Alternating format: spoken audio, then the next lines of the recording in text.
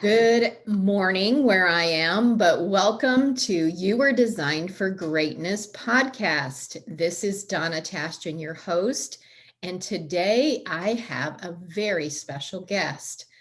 I have a guest that's all the way from Nigeria. I'd like you to welcome Ruth to the broadcast. So Ruth, Thank you. Thank say you, hello Donna. to all of our, say hello to the ladies that are joining us for our coffee date. Hello, ladies. Thank you so much for the invitation, Donna. I know this will be a fabulous time. Hello, ladies. And it's a pleasure being here. I hope we get to have some fun together. That sounds great. So, Nigeria, what is it like to live there? Is it any different than the US? I really don't know too much about your culture.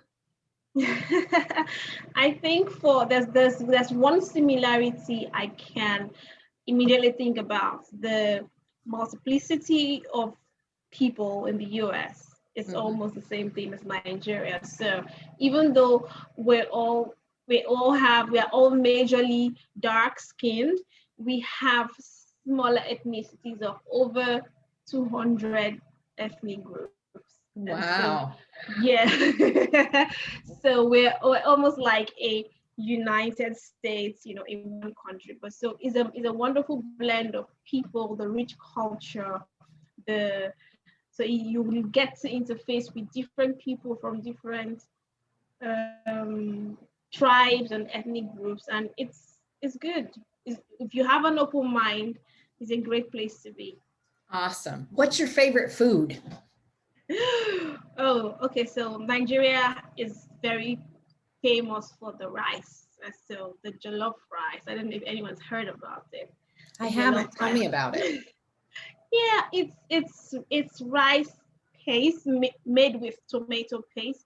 It's spicy, and Mhm. so it's really delicious. So you can have it with chicken or fish. Oh yeah, it's really yummy. Oh, that's cool. I love food. So I'm like, I've never Okay. eaten Nigerian food. I don't know what it's like. Okay. So um, Okay. You can that's, try it. And I'm sure there are some YouTube channels that would yes, have, yeah, everything's on YouTube. yeah. Oh, well, that's lovely. So you were born and raised in Nigeria, and I understand you went to university. We call it college, and you Yeah. went to university. Tell me about your life. Yeah, so I'm a firstborn. I'm the only girl of four. I have three younger brothers. And then I went to the university to study human anatomy. Yeah, I actually wanted to be a doctor. Now, true story, when I was growing up, and my mom said, what do you want to be when you grow up? And when we were trying to choose, career Mhm. path in high school. And then I go, I want to be a lawyer. And she says, why do you want to be a lawyer? I said, I like the way they talk. That's not a good enough reason to be a lawyer. So what else? And I said, okay, I want to be a doctor because I know they help people. And so because I wanted to help people. And then I got into the remedial, the year that helps you prepare for the university or for college as a preparatory Mhm. stage. And then I eventually didn't get the admission for medicine, but I got human anatomy. But during that remedial year, one of the lecturers in English, he actually told me that he wants me to switch my major to English. And I said, no, I don't think it's tasking enough. I want something that is mentally tasking. English, I can do English in my sleep. I'm sure if he sees me now, he'll be having a huge laugh because because I'm doing, almost everything. I'm doing communications now, and so Right. yeah. But my background was really in human anatomy, study of the human body, the brain, and how it all works. But yeah. So somewhere along the line, you met your husband, Hmm. and then Yeah. everything changes. Yeah. All of our plans go out the window and everything changes. So real, so real. Yeah. So what happened then? Yeah, so I had to move after the wedding to go to the city where he was. And then, and there I didn't have, you know, I was a newbie in the city, so it was only maybe from the house, the church, to maybe the grocery store. I didn't have as much people, to talk with or relate with. And so that's actually when I started, paying attention to my phone or looking for, groups I could belong to, online, because I was basically by myself. And so I had started some other businesses. I love to look good. And so I had even started a fashion outfit where I could make dresses and make accessories alongside. And then by the time I had my children, my first son and the second one in quick succession, I had two boys in 2 years. And so it was hard working with children, and then you have needles and pins and sewing. And Yep. sometimes if I wait till it's night and they're asleep, I'll be sleep deprived by the following day, because I'll have to still attend to the children. My health was failing. So I just told myself, my husband told me, you know what, you can't do this. Think of something else. So I had to ask myself, what else can I do that would allow me the freedom to express myself and my gifts, and not jeopardize my health, and then give me time for my family. And so, what they say about what comes easy to you just follow it. And so I said, okay, since writing words and all those things come easy to me, let me venture into this and see what opportunities there are, in writing. I think that was the first time I heard about freelance writing. And so I didn't really know anything about being a freelancer, and I began to study about it. And so, yeah, that's where I eventually came into doing what I do right now. And what is that? Right now, I am an online visibility consultant. So I help people get seen, get known, and get paid online. So if you want to get your business seen by people online, you talk to me. What is one of your favorite stories about one of your clients? The difference when they met you to when they begin to work with you? Yeah, one quickly comes to mind. She actually has a 9 to 5 job, but she had a business that she wanted to pursue. It was like a business slash non-profit. And so she didn't have time to do it. She didn't have time to create the content. She didn't have time to do social media. But it was something that she really felt drawn towards, and she wanted to meet a need in that sector. And so when we started working together, she told me upfront, I don't know if I would have time to give to this, but I told her it would not be as difficult as you think. And so working with her, in a few sessions, we have a conversation, and I take what she gives to me, and together with my team, we come up with the content, we come up with the graphics, and even videos from her voice notes. She sent a testimonial feedback, and she was like, wow, she can't imagine how much we're able to do with the little we give to her, we get from her, rather. And it's amazing, because she's seeing that the community is growing. She's getting, because she has a link for people to book an appointment with her, she's getting her calendar booked, and she's not really doing a humongous amount of work. It's the beauty of working with people, where they feel that, yes, you have really, really taken a huge chunk of work off their shoulders, so they can actually concentrate on the transformation that they deliver. Wow. I love that. And so you are helping people in a whole different way. Yeah. Yes. And Yes. Yes. Yes. the other Yeah. thing that I notice about your story is that it's staying in alignment with who you primarily are as a wife and mom. And Mm. it's not making you feel like you're neglecting anything. You're able to be able to take care of your children. And this woman's able to continue to work and provide in her family and still do what she Yeah. dreams. And you guys working Yeah. together, fulfilling your dream and her dreams makes this beautiful synergy of seeing Yes. lives being changed. And that's what I see when I hear all of this is like Mm. you're helping women or men too, but helping people succeed in their dreams while you're also being able to do what's your passion in your heart. And that is a beautiful, beautiful thing. Yeah. Yeah. Thank you for putting it that way. I think I would. I didn't think of it like that, but hearing it from you is another way to describe what I. Yes, and that's Yeah. beautiful. So how old are your boys? You have three now, right? Yes. Yes. My oldest would be 8 in August. The second is 6, and the third will be 2 next month. Oh, that's beautiful. Kids are so precious. Thank you. Very time Mm. consuming, but very precious. Are your boys really busy? Wow. Yeah, that's what I hear with moms with boys. Always is, oh my goodness.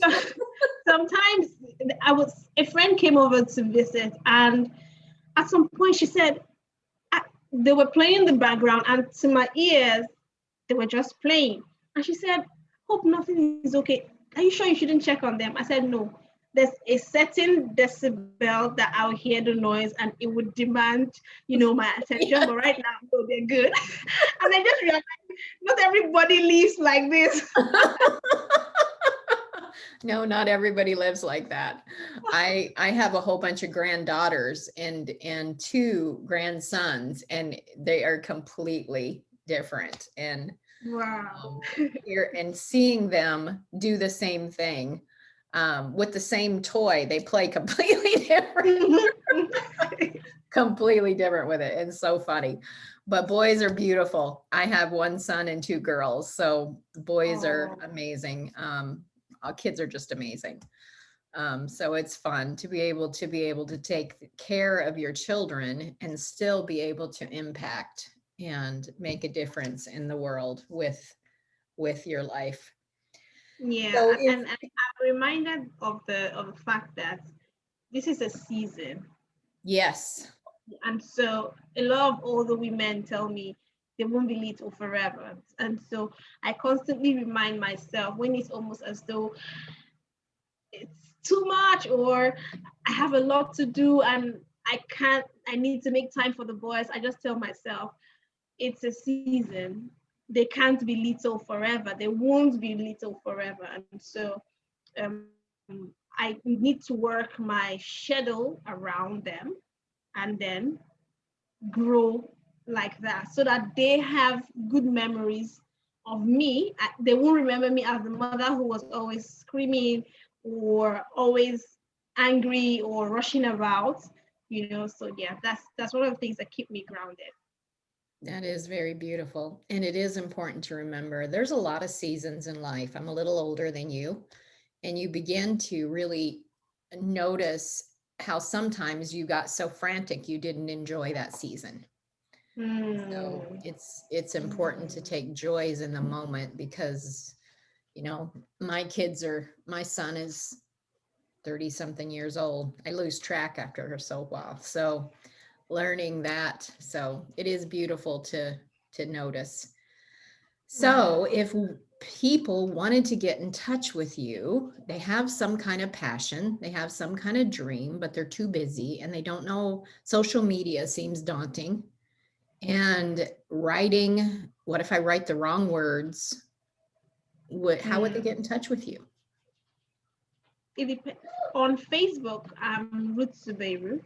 Facebook, LinkedIn, Instagram, Ruth Zubario official. I mean, if they send me a message, I think that's the quickest way to get to reach me.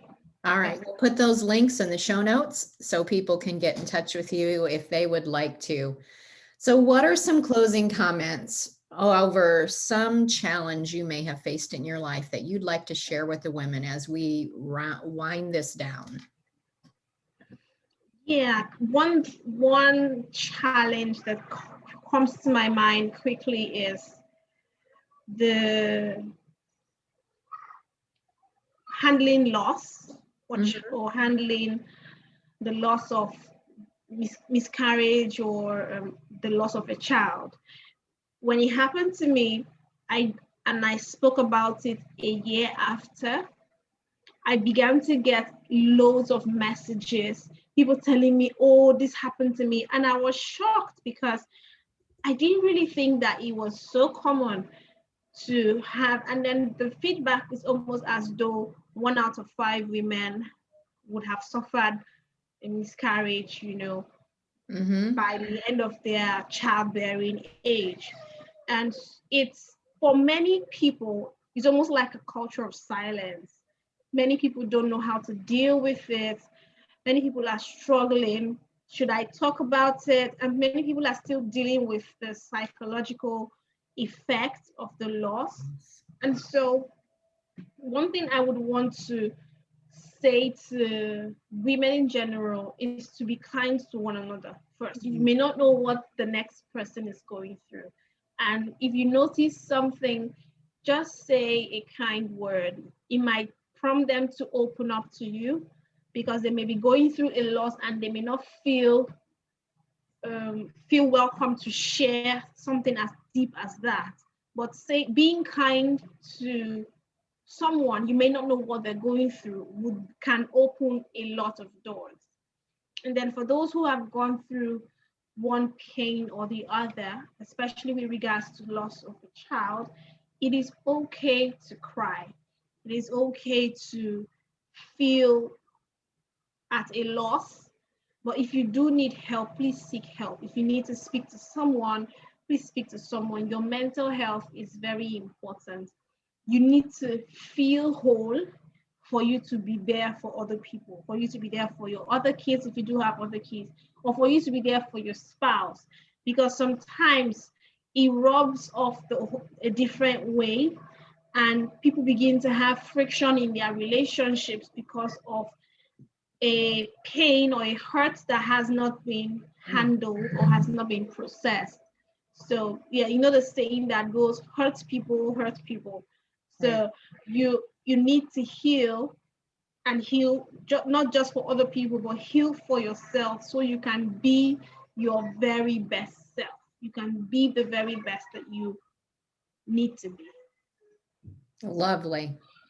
Thank you for sharing your story with us, Ruth, and thank you with me. It's so wonderful to make friends around the world with today's technology. So thank you for sharing. Thank you, Donna. Thank you so much. Well, I'm so thankful that Ruth was able to share with us today. And if you need someone to talk to, I would love to talk with you.